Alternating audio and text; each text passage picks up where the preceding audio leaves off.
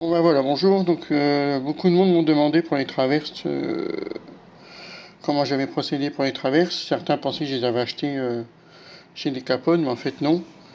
Alors pour les traverses, c'est tout simplement de l'allumette. Voilà. Pas les petites allumettes standards quand vous avez les petits paquets là. Ce sont donc des longues allumettes que j'ai trouvées chez Leclerc. Alors hop, ici, la marque Repère Leclerc. Voilà, il y en a 70 dedans. Voilà. Donc la voici.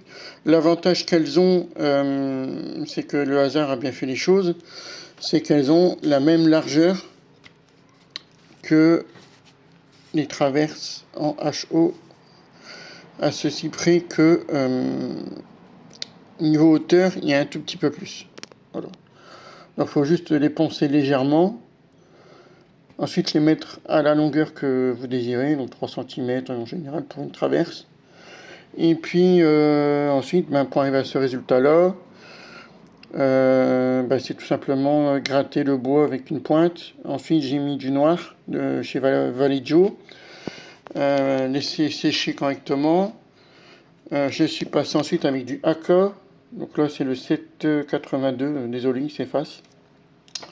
Et une fois terminé, je suis passé avec du gris clair Aka aussi. Du gris léger. Et pour les traces, alors sachant que là ici ce sont des traverses allemandes, polonaises, elles ne sont pas creusées pour mettre la semelle de voie.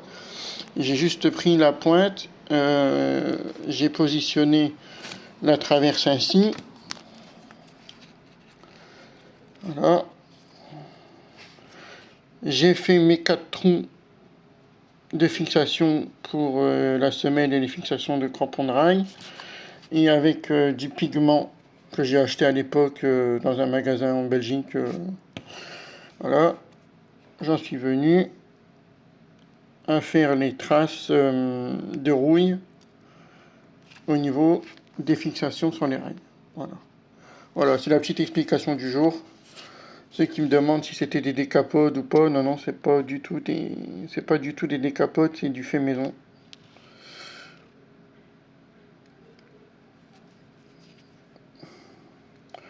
Voilà, après il suffit juste de les gratter un petit peu sur la largeur, parce que les vieilles traverses, dans le temps, elles s'abîment fortement. Donc voilà un petit peu une explication de la chose.